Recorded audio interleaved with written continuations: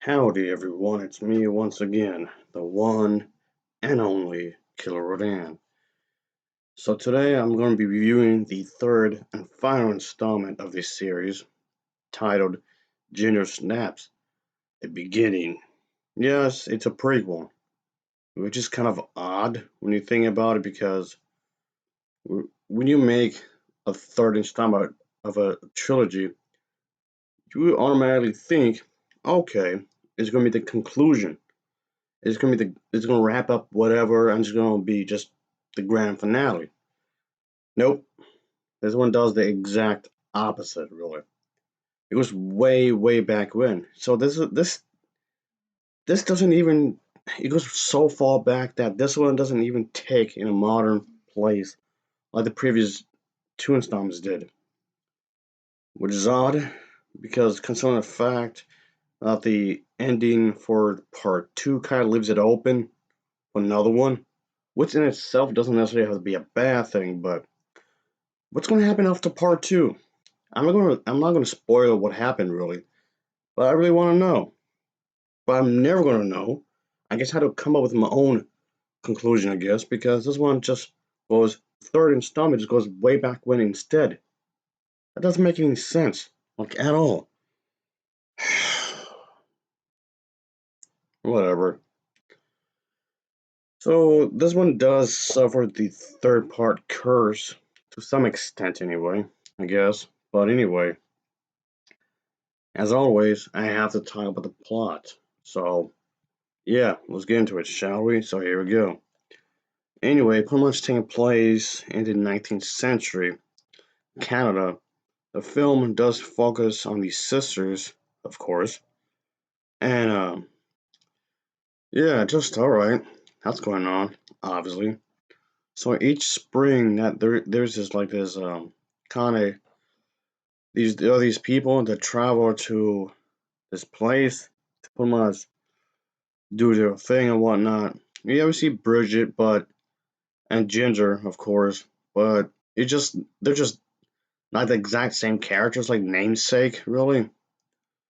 But these two characters are lost. They pretty much had been lost with the horse in the in these Canadian wilderness, I guess you'd say, when they come across this abandoned camp, so to speak. So there's that whole situation with that, I suppose.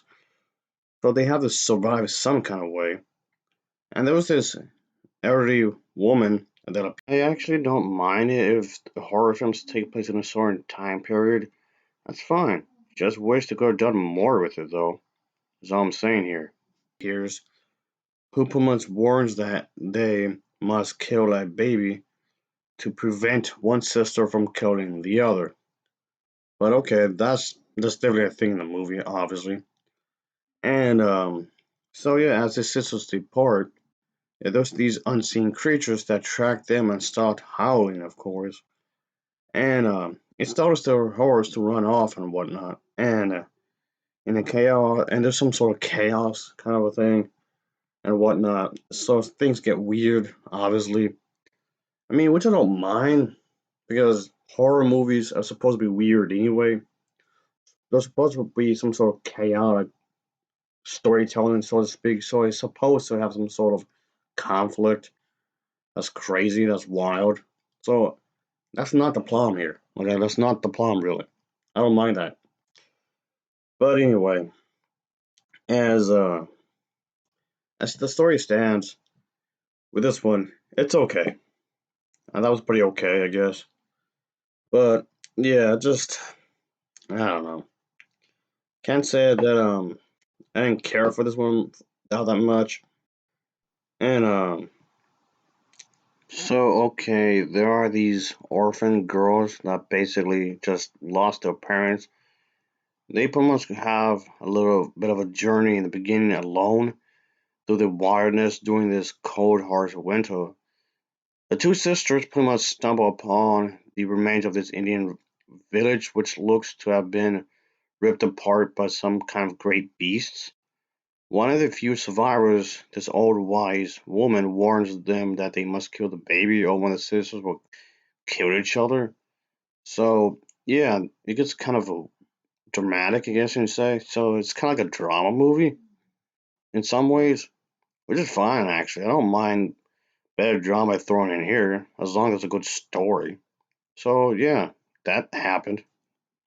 It kind of ruins the mystique of the first two films really to some extent because we all know this is supposed to take place in the same universe and whatnot.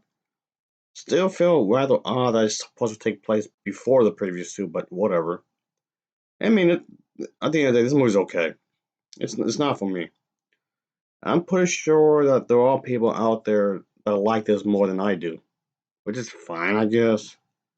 But I just want to review some werewolf stuff, really, because I don't talk about werewolf stuff not that much, really, like hardly at all.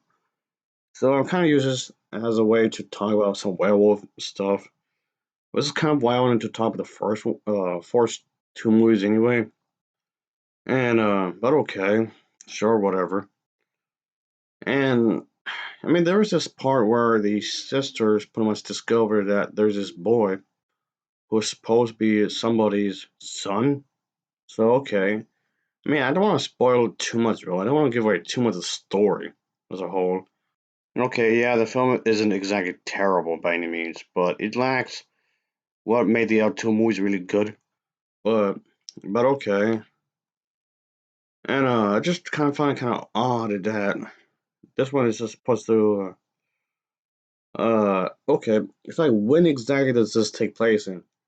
The date, the time period, the date, and it's kind of unspecific, really. So it's kind of vague on when to pinpoint the time and period is supposed to take place in. So whatever, I guess. I mean, it's just this is just a whatever movie. I didn't care for much that much. I mean, I've seen worse. Obviously, I've seen far worse than this. Uh, but apparently, there are some deleted scenes for this. There are, from what I heard, is that there are a total of four alternate versions that were included in some DVD releases or whatever. Or I don't, I'm just saying that's what I heard. When it comes to deleted scenes and whatnot, so I don't know. Like it just what kind of bothers me is that this is wasted potential. You could have had a really good horror trilogy with this, but we didn't. Like I said, the second movie kind of ends in a cliffhanger.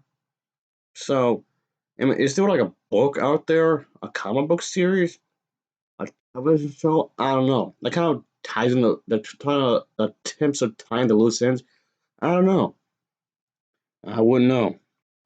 But this was just disappointing. I feel like this could have been a lot more than what should have been. I mean, would it make more sense if that to have okay, let's make the second movie be the conclusion, and if they want to do like a period piece that takes place before the other movies, can you use that for the fourth movie?